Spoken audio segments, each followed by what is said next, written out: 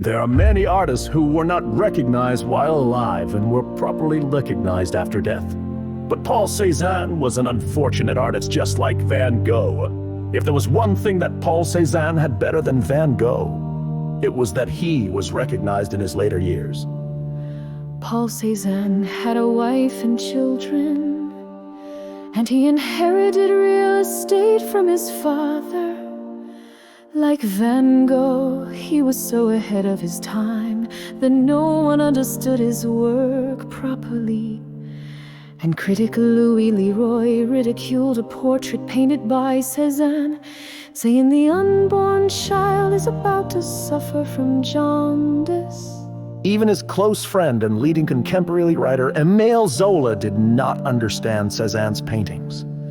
The only person who recognized his value was Pablo Picasso. Picasso commented, "My only teacher is Paul Cezanne." Now, Paul Cezanne is treated as the father of modern art, which no one disputes. Why on earth wasn't Paul Cezanne recognized at the time?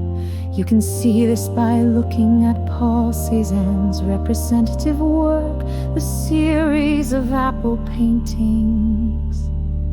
The reason his apple paintings were not well received by the public and critics was not because the apples were not fresh, but because the apples placed on the asymmetrical table were so unpleasant.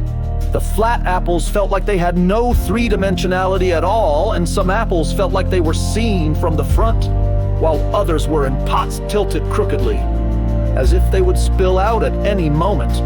In a word, they caused extreme fatigue to the viewer. This is the first time in my life that I have seen such an ugly and tiring painting. That's why his works submitted to the Salon were rejected one after another. Although he is called a post-impressionist along with Van Gogh and Paul Gauguin, the beauty unique to Impressionism cannot be found, even if you look hard.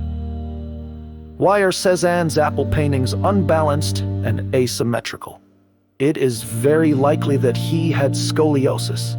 Since his spine was crooked, his shoulders were crooked, and the height of his shoulders was different, so he could not maintain balance when drawing, and it was bound to be asymmetrical. Even the table legs in his masterpiece, the card players are tilted to one side. Or Cezanne, who was constantly ridiculed by Parisian critics, may have intentionally twisted them. Even if the left-right asymmetry is true, why is there no three-dimensionality in Cezanne's works? It is because he was the first artist to break the great legacy of the Renaissance perspective. He reduced objects to geometric forms and reconstructed them. This is why he is called the father of modern art. And modern and contemporary art are divided based on Cezanne. Art is a personal perception, and you should be able to compose and draw what you understand into a picture.